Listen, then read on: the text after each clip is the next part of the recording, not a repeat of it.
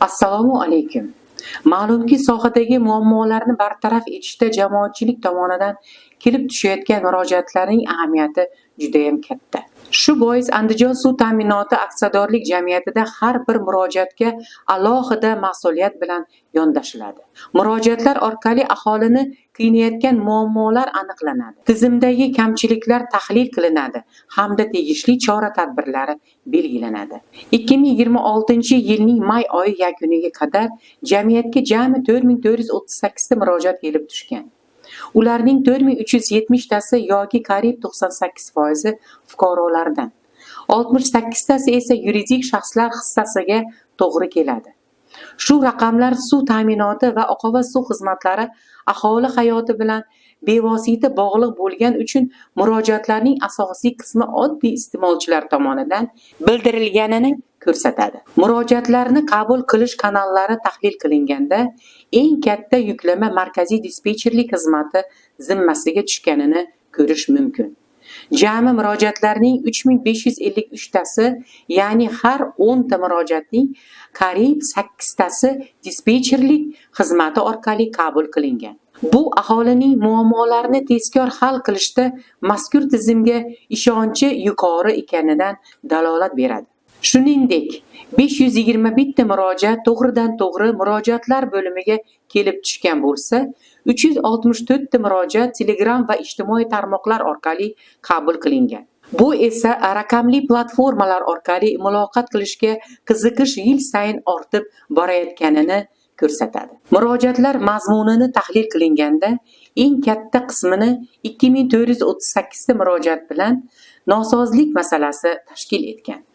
Bu umumiy murojaatlarning qariyb 55% ni tashkil etadi. Ya'ni har ikki murojaatning bittasidan ko'prog'i quvurlardagi nosozliklar, suv uzilishlari, avariya holatlari va boshqa texnik muammolar bilan bog'liq. Bu holat tarmoqlarda profilaktika ishlarini kuchaytirish, avariya holatlariga tezkor javob berish va ta'mirlash xizmatlari samaradorligini oshirish muhimligini ko'rsatadi. Ikkinchi o'rinda 890 ta murojaat bilan oqova suv masalalari turibdi.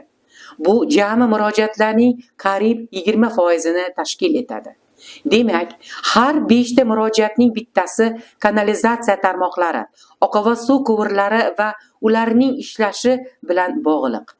Bu yo'nalishda modernizatsiya ishlarini kengaytirish zarurligini ko'rsatadi. Shuningdek, 720 ta murojaat boshqa turli masalalar bo'yicha kelib tushgan.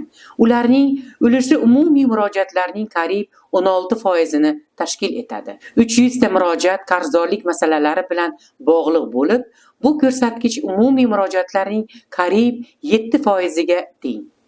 Mazkur raqam aholi o'rtasida hisob-kitoblar va to'lovlar bo'yicha tushuntirish ishlarini yanada kuchaytirish zarurligini anglatadi. Suv hisoblash uskunalari bilan bog'liq murojaatlar ham mavjud bo'lib, hisobot davrida 80 ta murojaat aynan shu masalada kelib tushgan. Bu murojaatlar hisoblagichlarni o'rnatish, tekshirish, almashtirish yoki ko'rsatkichlarni hisoblash bilan bog'liq bo'lgan. Qurilish ishlariga doir murojaatlar esa 10 tani tashkil etgan bo'lib, umumiy murojaatlar tarkibida eng kam ulushga ega yo'nalish hisoblanadi.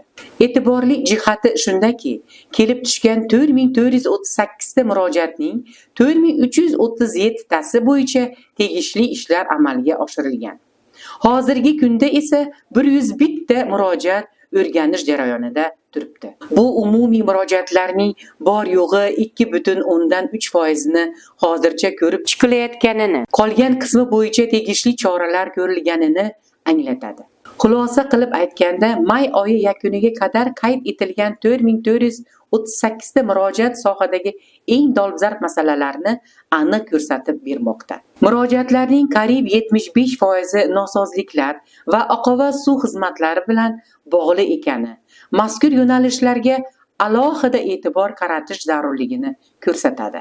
Andijon suv ta'minoti aksiyadorlik jamiyati tomonidan har bir murojaatni o'z vaqtida ko'rib chiqish, muammolarni bartaraf etish va aholiga ko'rsatilayotgan xizmatlar sifatini yanada oshirish bo'yicha ishlar izchil davom ettirilmoqda. E'tiboringiz uchun rahmat.